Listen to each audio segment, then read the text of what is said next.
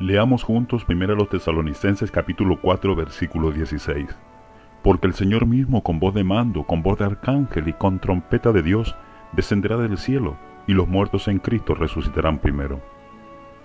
En este pasaje, es decir, primero a los Tesalonicenses 4 versículo 13 al 18, Pablo reacciona por una mala comprensión teológica entre los tesalonicenses.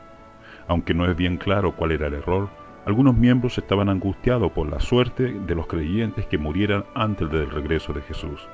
Parece que tenía que ver con la diferencia entre los que morían antes del retorno y los que estarían vivos en esa ocasión. Exploraremos la situación que llevó a Pablo a escribir primero a los Tesalonicenses 4, 13 al 18.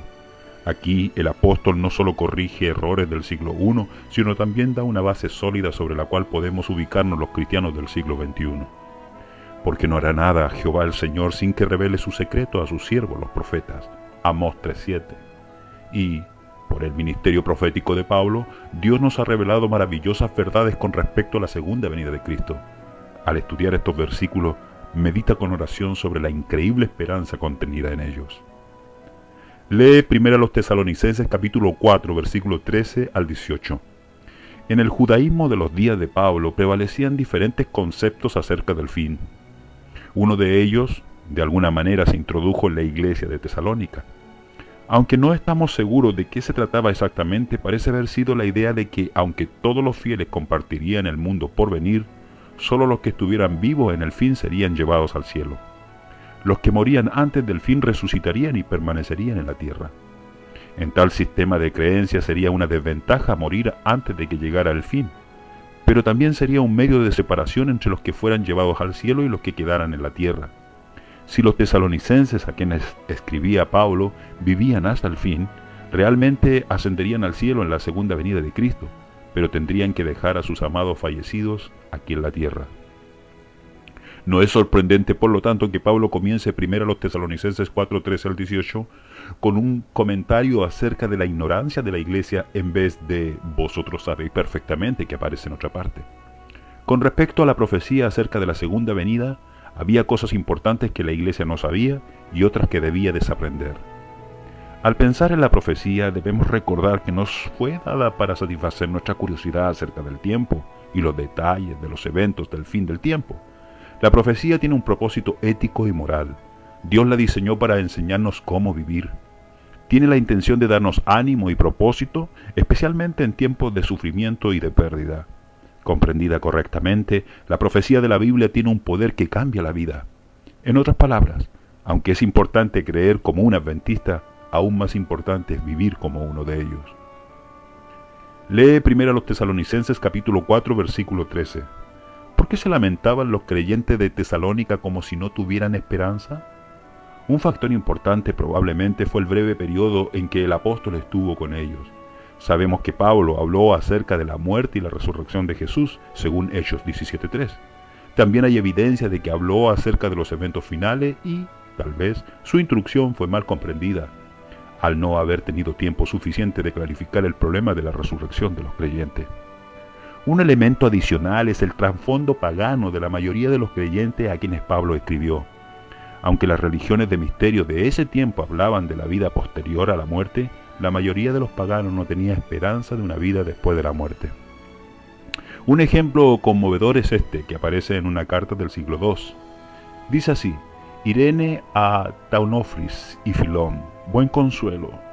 Yo lamento y lloro por lo que han partido, como lloro por Dídimas. Y todas las cosas que fueron apropiadas he hecho, pero contra tales cosas no podemos hacer nada. Por lo tanto, consuélense unos a otros. Pásenlo bien.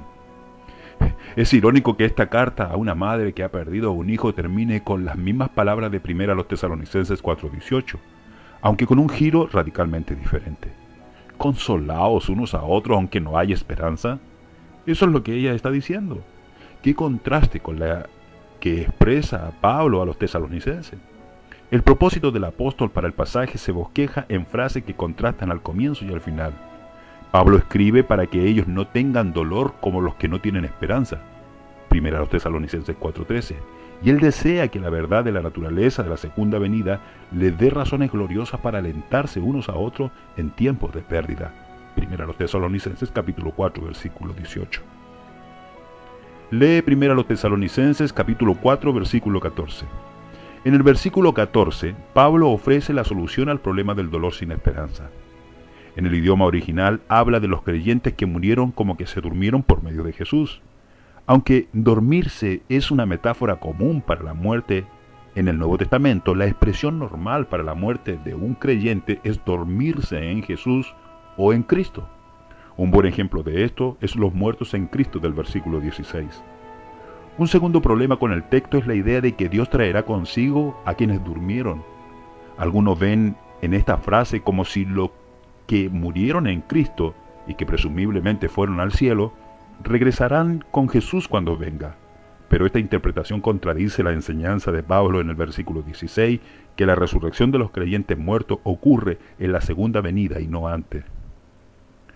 ¿Cómo ayuda primero a los Corintios capítulo 15, versículos 20 al 23 y el versículo 51 al 58 a entender este punto de primero a los Tesalonicenses 4:14? Podemos saber lo que está diciendo si vemos el punto principal de Pablo. Él está haciendo una comparación entre la muerte y la resurrección de Jesús y la muerte y la resurrección de los creyentes.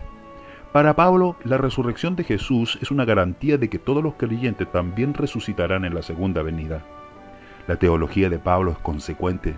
Si creemos en la muerte y la resurrección de Jesús, deberíamos también creer en la resurrección de quienes murieron como verdaderos seguidores de Jesús. De este modo, Pablo usa la expresión por medio de Jesús del mismo modo que en Cristo en el versículo 16. El punto que él presenta a los tesalonicenses es que sus hermanos muertos no quedarán en la tierra cuando los creyentes vivientes asciendan al cielo. Todos ascenderemos al cielo juntos. Dios no traerá consigo a la tierra a los cristianos resucitados cuando Jesús venga. En cambio, como fue con Jesús, Él los trae del sepulcro y, junto con los que están vivos, los lleva al cielo. Como la resurrección de Jesús precedió a su ascenso al cielo, así será con sus seguidores fieles. Lee primero a los Tesalonicenses capítulo 4, versículo 15 y 16. En primero a los Tesalonicenses 4, 13 al 5, versículo 11, Pablo se basa en las enseñanzas terrenales de Jesús. Hay más de una docena de similitudes entre estos pasajes del tiempo del fin y los dichos de Jesús registrados en Mateo, Marco y Lucas. Pero cuando Pablo habla acerca de la palabra del Señor en primera a los Tesalonicenses capítulo 4 versículo 15, se está refiriendo a un dicho de Jesús que no entró en los 4 evangelios, pero que Pablo conservó. Lo mismo se ve, por ejemplo, en Hechos capítulo 20 versículo 35. Lee primero a los Tesalonicenses capítulo 4 versículos 15 y 16. La segunda venida de Cristo será estruendosa. Estará acompañada por la fuerte orden de un arcángel y la trompeta de Dios. Todos la verán y oirán. Aquí el punto clave de Pablo es la orden de los eventos que sucederán cuando Jesús venga. Los tesalonicenses creían que morir antes del regreso de Jesús daba ciertas desventajas en la eternidad.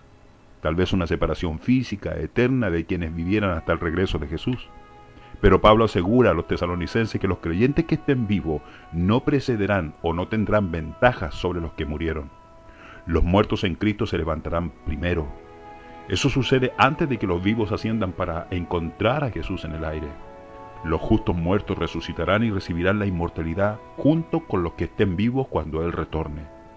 Este pasaje no enseña que los creyentes van al cielo al morir. Si Pablo les hubiera enseñado que los muertos estaban en el cielo, ¿por qué estarían ellos tristes y por qué no les dijo eso? El consuelo que ofrece Pablo es el saber que la resurrección los reunirá con los que habían amado. Piensa en lo que sucede en la segunda venida de Cristo. Jesús viene desde el cielo, todos lo ven, los muertos vuelven a la vida, los vivos reciben la inmortalidad y todos son llevados juntos al cielo. Esto es fantástico y en contra de lo que el sentido común, la experiencia y la ciencia nos enseña. No obstante, esto es lo que tenemos que creer. De otro modo no tenemos esperanza. Y si puedes confiar en Dios en algo como esto, ¿cómo no vas a confiar en Él en cualquier cosa menor con la que estás luchando? Lee primero a los Tesalonicenses capítulo 4 versículo 13, 17 y 18. La profecía no está para satisfacer nuestra curiosidad, sino para enseñarnos cómo vivir hoy. Para Pablo, el orden de los eventos finales tiene implicaciones prácticas para la vida diaria. La profecía afecta la forma en que nos relacionamos con Dios y con los demás. Pablo usó estos eventos para consolar a quienes perdieron sus seres amados. Lee 1 Tesalonicenses capítulo 4, versículos 16 y 17. Este texto dice que los creyentes se reunirán con Jesús en el aire, a fin de estar con Él para siempre. La clave es reunirnos unos con otros y con Jesús. El texto no dice nada acerca de a dónde van después del encuentro inicial, pero Pablo tampoco dice que en la segunda venida Jesús y los creyentes descenderán del cielo y reinarán aquí. En el pasaje los santos solo suben. Los creyentes muertos resucitarán primero y luego, con los creyentes vivos, ascienden juntos para encontrarse con el Señor en el aire. Pablo da más información en 1 Corintios capítulo 15, versículos 23 y 24. Aquí hace una comparación entre la experiencia de Jesús y la de los que están en Cristo. Jesús resucitó y ascendió al cielo como primicia, así los que están en Cristo tendrán una experiencia similar. El destino inmediato de los santos está claro en Juan 14, versículo 1 al 3. Cuando Jesús venga, llevará a sus discípulos a donde Él está, o sea, en el cielo. No se unirá con ellos donde están, o sea, en la tierra. Por eso creemos que durante los 1000 años después del retorno de Jesús, los justos estarán con Él en el cielo, los malvados estarán muertos y Satanás estará confinado a la tierra sin nadie a quien tentar. Solo después del milenio los fieles volverán a la tierra para vivir en ella. En el pasaje que hemos estudiado, Pablo corrige varios malentendidos acerca del estado de los muertos y de los eventos que rodean la segunda venida de Jesús. Cuando Jesús regrese, los muertos en Cristo resucitarán primero y luego todos los creyentes ascienden juntos para encontrar a Jesús en el aire. Los creyentes pueden obtener gran consuelo al saber que la separación de sus amados creyentes es solo temporaria.